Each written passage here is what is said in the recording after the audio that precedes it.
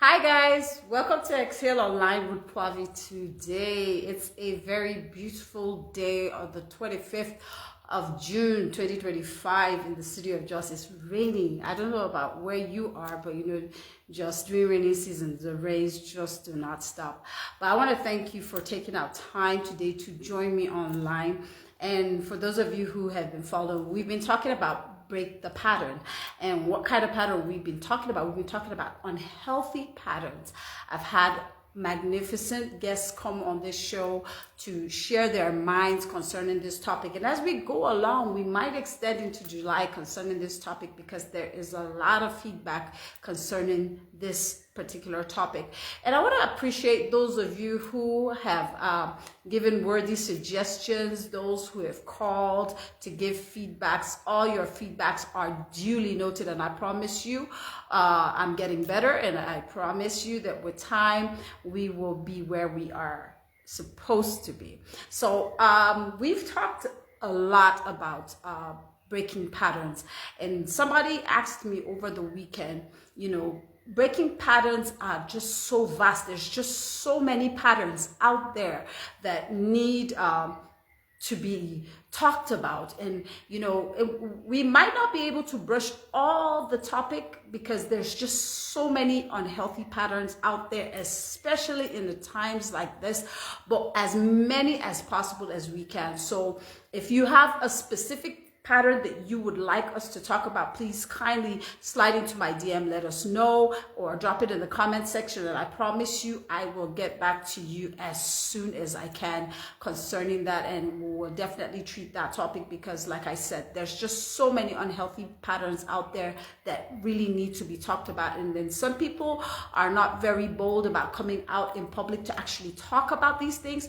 So maybe if we had people who were bold enough to enter into the DM, it will be easier. So if you can't drop it in the comment section, please drop it in my messenger account, and I promise you it will be treated. Now, just before we took a pause and started hearing from our different guests, and I cannot tell you how much I appreciated their insight, their in-depth about this particular topic and the various types of unhealthy patterns. There was one key thing everybody kept on saying, the fundamental thing is, first and foremost, recognizing that pattern. Because if you do not recognize that it's an unhealthy pattern, you will continue in it. And like some of us have, over the years, myself inclusive, have noticed that some specific things happen every time they're reoccurrent. And guess what? They have the same outcome. They may not come out in the same way that the last one happened, but the outcomes are always negative. And that's the problem, because the moment the negative outcomes are too frequent, you might want to check how these patterns are consistent, how much these patterns affect your life, the consequences. Because I was listening to a little short reel over the morning period, and there was one thing that struck out for me. Someone made a statement. He said, look, every action has a consequence. So every negative pattern has a consequence. So if you acknowledge the fact that this thing is causing me issues because it's bringing about negative energy around me, negative results, negative outcomes, then you're well on your way. But if you keep telling yourself that, what, this is just me, and it's happening that way, I'm just going to keep trying. If you keep trying the same thing and getting the same outcome, why not try something different so that you could get a different outcome? And that's how breaking patterns begin. So when we stopped talking, we stopped talking in class. We were talking about learned patterns, and then we got into past trauma, and I stopped there and I got to listen to different perspectives from my guests. One of the past traumas that I really want to address is neglect and abandonment, because I have met people who have gone through issues in their lives where, you know, they felt neglected either as a child. Remember, I said from the beginning, most of these things tend to happen right from childhood.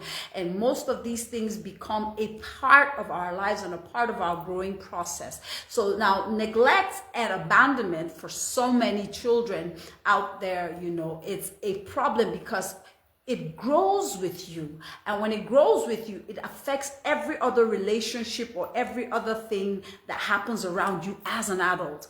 Now, I'm going to give you a case in point. We've heard about the very dominant mental issue that, you know, people go through these days, and people have given them several names, but I know one of the most popular is narcissism.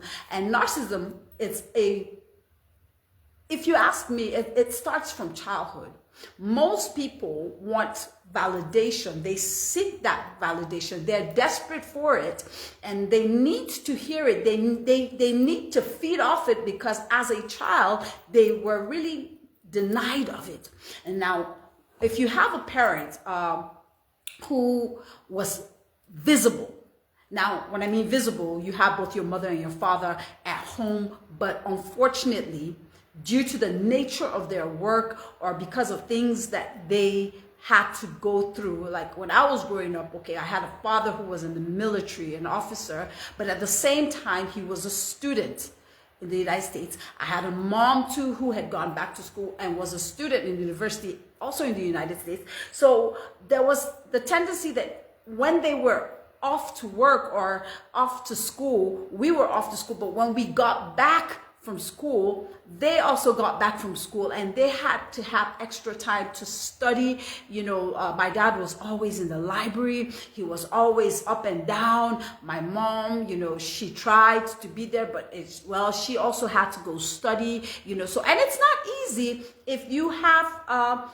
parents who are driven and both of them are trying their best to try to succeed, and you have kids at home, and most of the time, you know, you just feel left behind as a child because you are craving that attention. Maybe you go out and you see kids in the park playing with their parents, and yours are studying and you are just outside playing, maybe because just so that you don't disturb them while they're studying, or you're there watching your younger ones, which was always my case or something.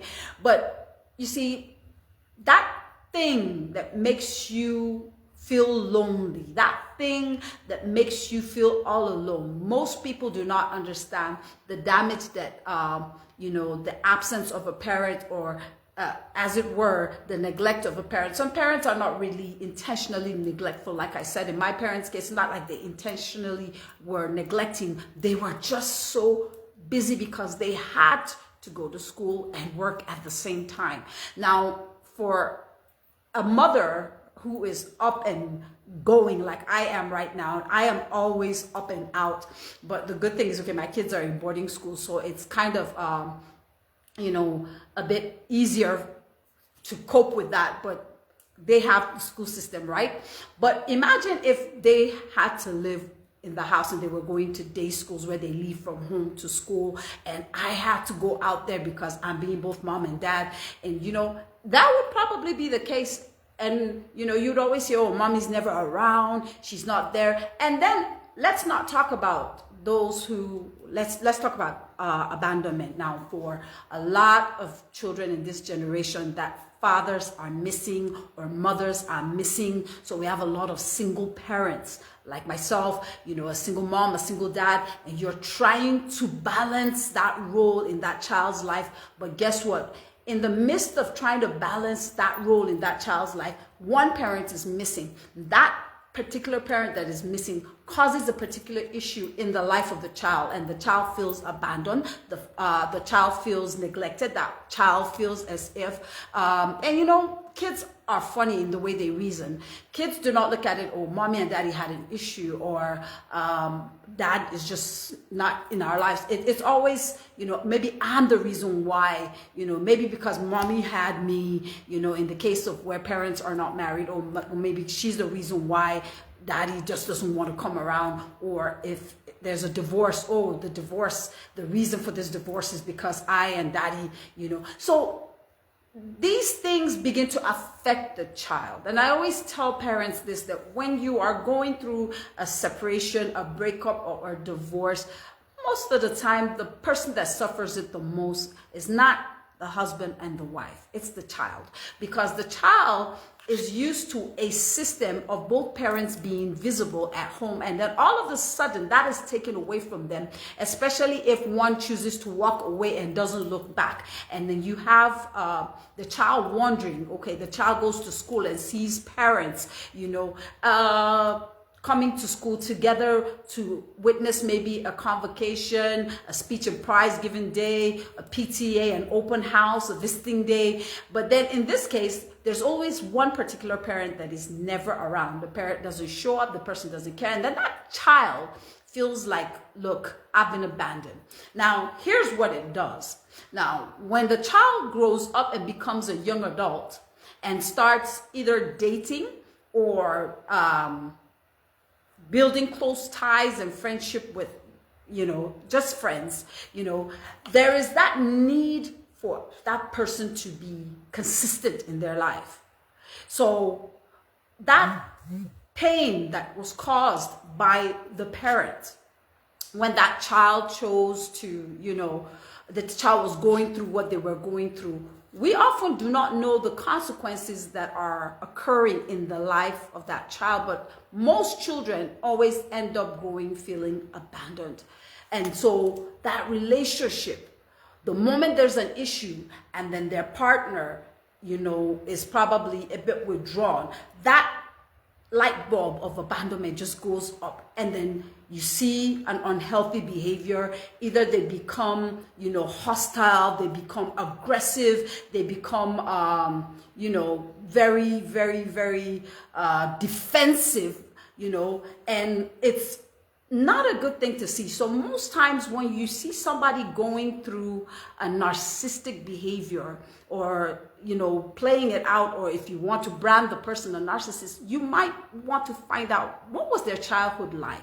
They may give you that perfect picture when you're in a relationship, because one of the things that happens to people who are narcissists is because they live in this facade, they live in this perfect picture, because as a child, because that parent was often gone, or that loved one was often absent in their life, or not there at all, that child builds a fantasy world in their minds. They live it in their hearts. They live it in, I grew up in a society where you see children having imaginary friends, and I had an imaginary friend when I was growing up, and I made up an imaginary friend who was always present, who, had my time, who would do this, who would do that. Why? Because that was the only way I could deal with my parents not being around as often as I would have wanted them to be.